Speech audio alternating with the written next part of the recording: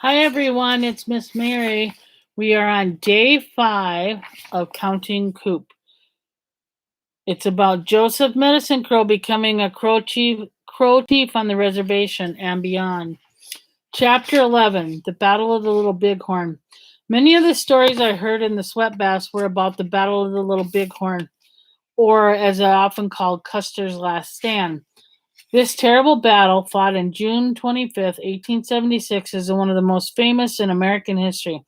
On that day, the 7th U.S. Cavalry, led by George Armstrong Custer, attacked a large village of Sioux and Cheyenne Indians camped along the Little Bighorn River in southeastern Montana. With Custer and the 7th Cavalry were 6 Crow scouts. One of them was White Man Runs Him, who was the brother of my grandmother. This made him, in the Indian way, my grandfather. He was the longest lived of the Crow scouts and died in my parents' home in 1927. The other Crow scouts were White Swan, Goes Ahead, Curly, Harry Moccasin, and Half Yellow Face. I knew all these men well except White Swan, who died before I was born, and Harry Moccasin, who died in 1922. I greatly enjoyed listening to them talk about their scouting for Son of the Morning Star, the Crow name for George Armstrong Custer. The Sioux and Cheyenne called him Yellow Hair. According to their stories, Custer did not take the advice of his Crow scouts, who told him to wait for reinforcements before attacking the Sioux and Cheyenne camp. Instead, he divided his force of the 700 soldiers into 3 parts and attacked right away, with disastrous consequences. Custer and 200 soldiers under his immediate command were all killed. The rest of his army survived because reinforcements arrived in the nick of time. The Indians in the village that Custer attacked were led by Sitting Bull, Crazy Horse, Lame White Man, and other important Sioux and Cheyenne leaders. The week before, their warriors had defeated an even larger force of U.S. soldiers at the Battle of the Rosebud. Therefore, when Custer attacked, the Sioux and the Cheyenne were not frightened. They counterattacked, inflicting one of the worst defeats in the U.S. Army ever suffered at Indian hands. White Man Runs Him was 6 feet 6 inches tall, handsome, and a likable young man. After the battle, he was interviewed by more writers than all the other scouts put together. He was eventually regarded as the most reliable informant about the battle. After I learned English at school, I sometimes was the interpreter when white people came to ask White Man Runs Him questions about the battle. He became very impatient with these people because they often asked him leading questions and seemed to want him to confirm what they already knew or thought they knew about the battle. One question frequently asked was whether Custer was drunk the day of the battle, which might help explain the disastrous feat. Many soldiers, scholars, and others claimed Custer did not drink whiskey and did not allow his officers and soldiers to do either. But White Man Runs himself insisted that Custer's soldiers had been drinking whiskey that day. I remember one time he told me to tell the white man interviewing him to leave because it was obvious he did not believe what White Man Runs Him was saying. He told him, me and Crow, send him home. He doesn't want to know the truth. After that, White Man Runs Him often refused to speak with white people about the battle. Interviewers often asked why the Crow scouts survived when Custer and his men were all killed. According to the scouts, as they approached the enemy camp, Custer saw that 2 of them had gotten off their horses and were removing their military clothes and putting on their traditional Crow clothing. What are they doing? Custer asked Mitch Boyer, his interpreter for the Crow scouts.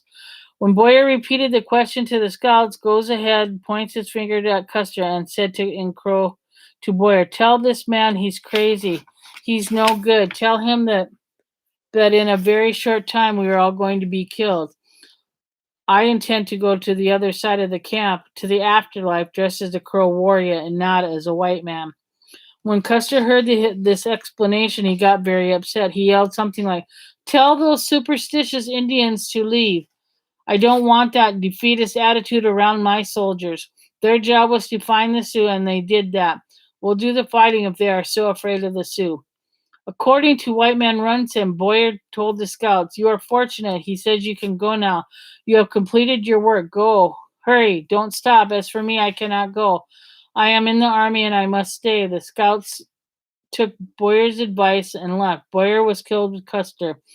The Crow Scouts survived. White Man Runs Him was a person of great spiritual power. My favorite demonstration of this power occurred in June 1927 when a movie company was filming a silent western in Lodge Grass, not far from the battlefield. The film was called Red Raiders and starred Ken Maynard, a top cowboy movie hero of the time. About midday, a thunderstorm suddenly came toward the set with lightning flashing as gale force wind blowing. The director came very upset because the sudden storm would ruin the set and the cameras. Henry Pretty on Top, the crow man in charge of the Indian cast, saw how upset the director was becoming. He went to him and said that the tall Indian playing the head chief was a medicine man and who could make the storm go the other way. With an offer of a bonus, he could save the set. White Man Runs Him walked toward the coming storm. Then he stopped, raised his right arm high, and sang his power song. As he waved his arm in the north, we could see the storm, which was now approaching with increasing velocity, suddenly swerve to our right and roar away. As a youth, White Man Runs Him had sought vision power by fasting and praying. He received the power to perform different feats. No doubt his medicine had protected him during the Custer fight, and it was still with him 51 years later. I had a long time association with the Battle of the Little Bighorn and its participants. I can still recall riding horseback all over the grounds as a boy and seeing the bones of the horses killed in the battle. One of my relatives had a ranch adjoining the battlefield. Whenever we visited him, he would take us boys there and show us pieces of military equipment still lying scattered on the ground. In June 1926, when I was going on 13 years old, there was a magnificent commemoration of the 50th anniversary of the battle. Thousands of people on foot, on bicycle, on horseback, in wagons, and even in a few automobiles converged on a hill just north of the battlefield fence. The main event was a reenactment of the battle. What a spectacle! Hundreds of horseback riders were raising clouds of dust, filling the air with yells and war whoops and gunshots. The black powder smoke from the guns added to the thick dust that covered the battlefield. I was excited and thrilled and then completely scared. I would take off as fast as my horse could run and then stop to look back. It all seemed so real. Later that evening, there was a big celebration at the Indian camp. People gathered to see a victory dance. One by one, a Sioux or Cheyenne veteran of the Battle of 1876 would step forward and loudly proclaim that he was called so and so. Wearing his old fighting regalia and brandishing a weapon, looked fearlessly magnificent. There was a hushed anticipation. Then, with a piercing war whoop, he would go into a lively and dramatic pantomime demonstrating his encounter 50 years earlier with a brave soldier whom he had subdued and counted coup upon, earning a war deed. As drummers burst forth with the old warrior's battle song, he would lead a victory dance followed by his female relatives, each emitting the piercing Cheyenne or Sioux woman's trill. Afterward, the aged warrior would slowly walk back to his place in the circle, visibly shaken by the emotion. No doubt to him this was still quite real. There had been no time to perform war recitals the day after the victory of 1876. That ceremony had a powerful impact on me, an Indian boy not yet in his teens. I felt tremendous pride that my own grandfathers had once been great warriors and chieftains. The memory of that moment had stayed with me the rest of my life. Later, as a soldier in World War II, I knew that I too must fight honorably and bravely like a Plains Indian warrior. Chapter 12: The Little People. In my youth, wise elders told us that there was more you seek to understand the essence of the four basic principles of life: earth, water, fire, and air, and how they interact, the more power you acquire. For our whole history, even today, young crow men had gone into the wilderness to fast and pray to the first maker, the giver, and the author of life in order to obtain visionary power. The more power the young man received, the more difficult and seemingly impossible were the feats that person would accomplish. These spiritual people, whom non Indians often called medicine men, could do wonders. Yes, they could cure the sick, walk on water, turn daylight into dark. They could do things that seem miraculous. To us crow people, the earth is mother, the mother of all humans and their animal relations, and all the ancient ones, whoever they were and wherever they lived, knew of special sacred places where the supernaturals could be found. Some of these special places are large, others are small and appear unimportant. It is such a special places that little people live. The little people are a combination of spiritual and human beings. They have a capacity to become human yet can quickly disappear. They can also take the shape of animals and birds. Most often in stories, they appear as owls and snakes. The little people are not imaginary beings, they are real. Even non Indians have reported seeing them. The early white men who came to Crow Country, the trappers and the fur traders, called them mountain dwarfs and described them as small and ugly. We have two names for them: Awa Kule, keeper of the land, and Na Kole, those who live in the earth. I have never seen any of the little people myself, but those who have described them as about 3 to 4 feet tall. They were well proportioned and have long black, unbraided hair. Often they wear clothes of buckskin, but sometimes they wear modern clothes. Their faces are rather grotesque, which apparently keeps people from getting close to them. They seldom speak. One of the special places where the little people are found is the Medicine Wheel, a holy site in the Bighorn Mountains where many Crow boys have gone for spiritual help. The most famous of the Crow men who received special blessings at the Medicine Wheel was Longhair. As a child, he had very scraggly hair and he felt ashamed of his appearance. When he got older, he went to the medicine wheel to fast and seek help from the little people. They took pity on him and adopted him. After living under the ground with them for a while, he returned to the Crows as a great medicine man. His power was in his once scraggly hair, now grown long and luxuriant. It kept growing longer and longer. My father, as he told the Crow people, told me they will come and get me when my hair measures over 100 hands in length. As his hair grew longer and longer, he kept it in a braid that he folded and carried in a knapsack on his back to keep it from getting too long too soon.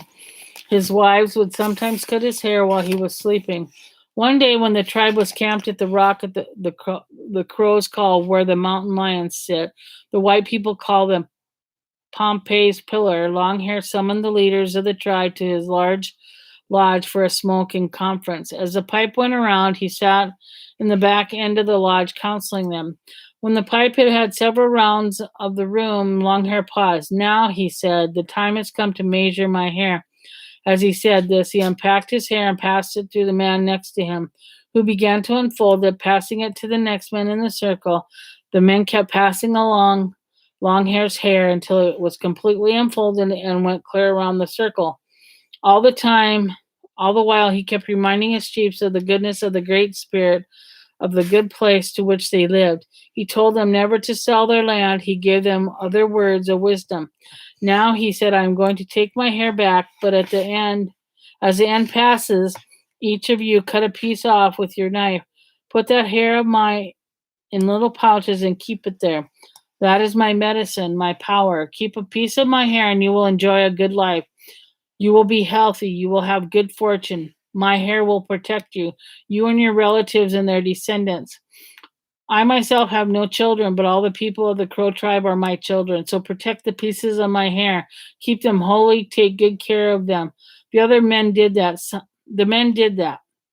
Some cut longer pieces than others. When his hair finally came back to him, there was still about 9 feet left intact. Longhair was pleased. It is good, he said. Now my people are rich, a big tribe scattered in different locations. This is the way it should be. He preached for a while longer and then said, I better rest a bit. He had a backrest made of willow branches. He leaned back and closed his eyes.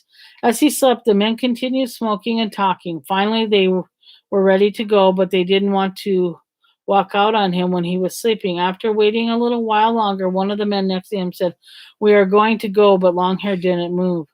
He was dead. He had died while they were talking. The Great Spirit had taken him to the happy hunting ground, or whatever such men deserve to go. At the end of his speech, Long Hair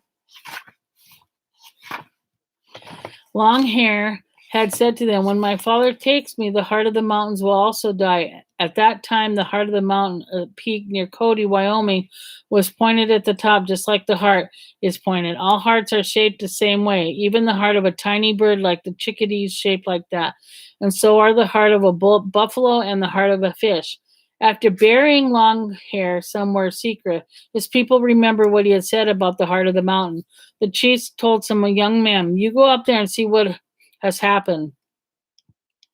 The mountain was about a day's horseback ride away. When the young man got there, they could see that there had been a big landslide and part of the mountain had slid off. The dust was still swirling in the air. They rushed back to the camp and reported. "Yes," they said, "part of the mountain has died. It has tumbled down." What was even more astonishing, the men reported, was that they could see Long Hair's profile in the new shape of the mountain. His profile is still there. Whenever I visit Cody driving from the Crow Reservation, I can see the heart of the mountain clearly for 20 miles, and there's Longhair's profile. There is a hump that must be the knapsack that carried his hair. He can see his eyebrows, his nose, his lips, and his chin. You can see pine trees that are his hair. He's there. So that is the sacred place of land to the crows. They go there to fast. I think the little people created Longhair's statue. They did it to remind us of themselves and the Crow Indian whom they adopted. It takes a long time to build a big statue, but this was done in a matter of minutes. One time I went there and I could see water running down the side of his face. Maybe it was snow melting. It seemed like Longhair was crying. It made me feel funny, so I took off. Maybe he was feeling sad about something. We crows have another special place. It is a gap, a passageway in the Pryor Mountains on our reservation. The place is called Arrow Rock, and it is where the crows first met the little people. The meeting took place around 1730 before the crow people got horses. When they arrived in their present land after a long migration on the foot across North America, the caravan included many dogs carrying packs or pulling travois. A travois was made from a pair of sticks. The sticks were tied at one end to the dog's shoulders, the other ends dragged on the ground with a seat made of hide and webbing holding them together. Babies and little children often rode on the travois when the villages moved from campsite to campsite. As the caravan passed through the narrow gap in the Prairie Mountains, a dog pulling a travois with a little boy on it chased a deer and disappeared. The dog later returned, but without the boy. His family searched and searched but could not find him. After a few days, the procession continued, but the little boy was never forgotten. Years later, a man walked into one of the Crow camps. He told the people that he was the little boy who had disappeared that day. Relatives came and examined him closely. His sister, now a grown woman, remembered her brother had a scar on his leg. Yes, the scar was still there. The man, later called Four Arrows or Sacred Arrows, said that the small human beings had found him after he fell off the travois and had taken him to the cave lodge. The little humans raised him, taught him secret mysteries of the land, and gave him supernatural powers. After he had grown into a man, it was decided that he should return to his own people. Before leaving, he was permitted to choose one of the four sacred medicine bundles placed before him. A little bird told him which bundle to select. This particular medicine bundle turned out to be especially powerful. Sacred Arrows told the Crow people that Prior Gap was the home of the little people. He advised the crows that whenever they passed through the gap on their travels, they should place rocks at the base of a high cliff overlooking the valley as a prayer offering for their safe journey. Men must shoot arrows into the crevices of the jagged cliff face to find and use, and day they should leave offerings of buffalo and elk meat for them to eat. Women must place beads, bracelets, and other jewelry at the foot of the cliff for those women to find and wear. The little people lived in the Prior Gap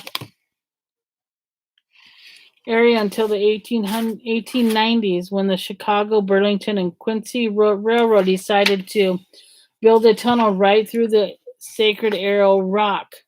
All the noisy activity, especially the dynamite blasting the tunnel through the rock cliff, drove the keepers of the land north into Canada.